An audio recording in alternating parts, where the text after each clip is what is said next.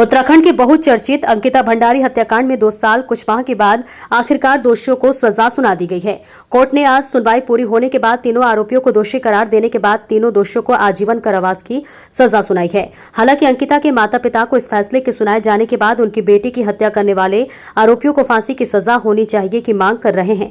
उत्तराखंड के सबसे चर्चित अंकिता भंडारी हत्याकांड के मामले में कोर्ट ने 2 साल 8 महीने बाद केस मुख्य आरोपी पुलकित आर्य, सौरभ भास्कर और अंकित गुप्ता को दोषी करार देते हुए उम्र कैद के साथ 50,000 रुपए के जुर्माने की सजा सुनाई है। कोर्ट ने तीनों आरोपियों को आईपीसी की धारा 302, 201 और 354A और धारा 31D में अलग अलग सजा सुनाई है और जुर्माना भी लगाया है। इसके अलावा आपको बताते चले कि कोर्ट ने पीड़ित परिवार के 4 लाख रुपए की मुआवजे का भी फैसला सुनाया है।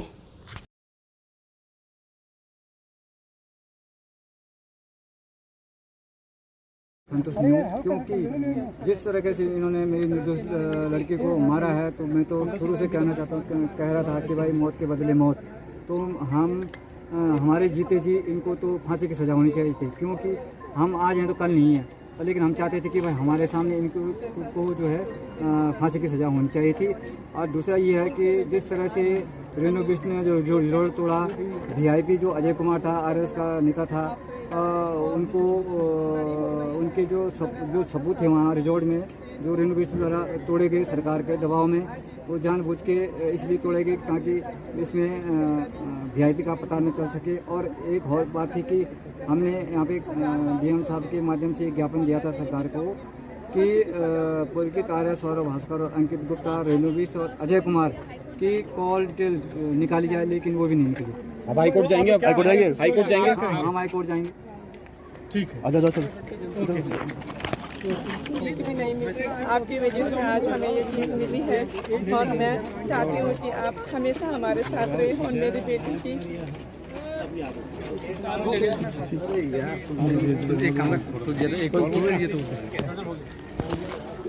इससे आप संतुष्ट हो? नहीं, मैं इससे संतुष्ट नहीं हूँ, क्योंकि मैं भी इन्हें ऐसे देखना चाहती हूँ अपने आंखों के सामने, जिस तरह से इन्होंने हमारी ज़िंदगी मौत से बेहतर बना दी है। हम तो हमारी ज़िंदगी कैसी है ये आप सभी जानते हैं। मैं नहीं चाहती थी जिस तरह से उन्होंने मेरी बेटी के साथ किया, किसी अन्य बेटी के साथ वो ऐसा करे। इन्हें फांसी की सज़ा होनी चाहिए थी।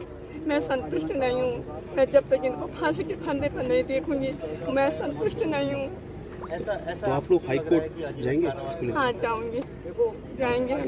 मेरी सभी जनता वालों से, सभी उत्तराखंड की जनता से हाथ जोड़ के विनती है, जिन्होंने हमारा साथ दिया और इस बेटी को यहाँ तक न्याय दिया। यही जनता हमें आगे भी न्याय दिलाएगी और हमारी बेटियों के लिए एक सुरक्षा कवच बनाएगी। काफी समय से इसको लेकर के कुछ राजनीतिक दल इसका राजनीतिकरण कर रहे थे और सरकार को बार बार घेरने का प्रयास करते थे। सरकार ने पहले भी कहा था कि सरकार ने अपना काम किया, डेड बॉडी इमीडिएटली रिकवर कर ली थी, अक्यूज को उठा, जिस पर शक था उसको अरेस्ट कर दिया और इसकी जांच बैठा दी। उसके बाद हमने कहा था कानून अपना काम कर रहा है, तो आज कानून ने अपना काम किया और कानून ने आज इसमें फैसला दिया। फैसला स्वागत योग्य है और साथ ही साथ उन राजनीतिक दलों के मुँह पर करारा तमाचा है जो इसका राजनीतिकरण करके बार बार सरकार पर आरोप लगाने का काम करते थे।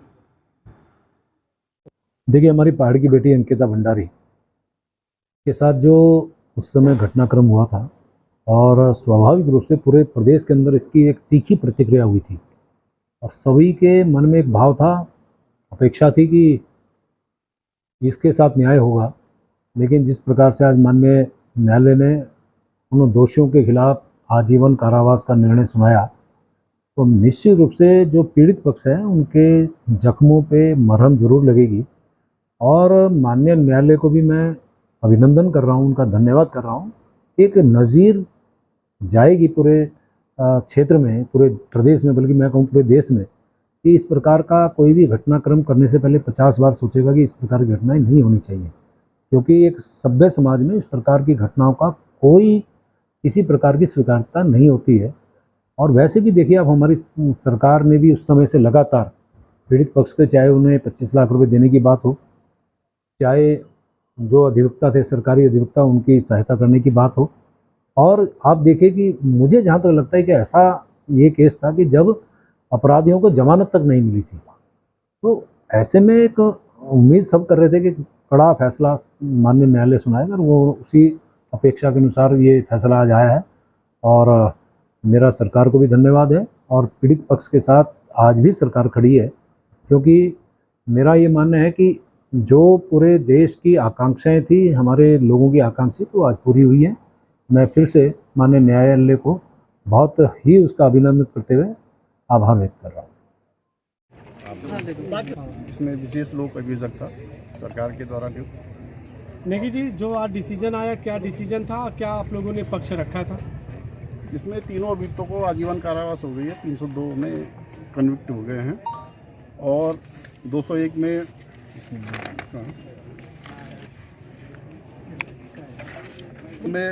आजीवन कारावास और 50,000 रुपये जुर्माना न देने की उसमें 1 वर्ष का अतिरिक्त साधारण कारावास और आजीवन कारावास कठोर कारावास होगा।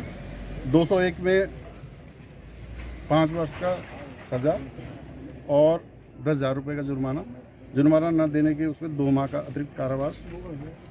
354 कौ में पुलकित आर्य को 2 वर्ष का कठोर कारावास और 10,000 रुपये जुर्माना। 10,000 रुपये जुर्माना न देने के आवाज में 1 माह का अतिरिक्त कारावास। अभियुक्त पुलकित आर्य पे अनैतिक देह व्यापार अधिनियम की धारा 5(1) घ में 5 वर्ष का कठोर कारावास और 2,000 रुपये का जुर्माना न देने के उसमें 2 माह का अतिरिक्त कारावास। सौरभ भास्कर को 302 में आजीवन कारावास कठोर। सौरभ भास्कर और अंकित और पुलकित गुप्ता को 302, 201 और अनैतिक देह व्यापार अधिनियम में सजा सुनाई गई है। और इसमें 302 में आजीवन कारावास, 50,000 रुपये जुर्माना न देने के उसमें 1 वर्ष का अतिरिक्त साधारण कारावास। और सौरभ भास्कर को 201 में 5 वर्ष का कारावास, 10,000 रुपये जुर्माना न देने के उसमें 2 माह का अतिरिक्त कारावास। सौरभ भास्कर को और अंकित पुलकित गुप्ता को 5(1) घ अनैतिक देह व्यापार अधिनियम में 5 वर्ष का कठोर कारावास और 2,000 रुपये का जुर्माना। और ये जुर्माना न देने के उसमें 2 माह का अतिरिक्त कारावास। इसके अलावा माननीय न्यायालय के द्वारा सुनाई गई है। माननीय न्यायालय ने अभियोजन की अपील पर प्रतिकर के लिए 357 कौ में 4 लाख रुपए जुर्माना समस्त अभियुक्तों को प्रतिकर के रूप में पीड़िता के माता पिता को देने के लिए आदेश किया। वीआईपी का नाम सामने आया नहीं अभी तक? मैम, ये विवेचना का विषय नहीं है, ये निर्णय का विषय है। तो निर्णय पे ही बात कर ले। नहीं, अभी पूरा जजमेंट आना बाकी है।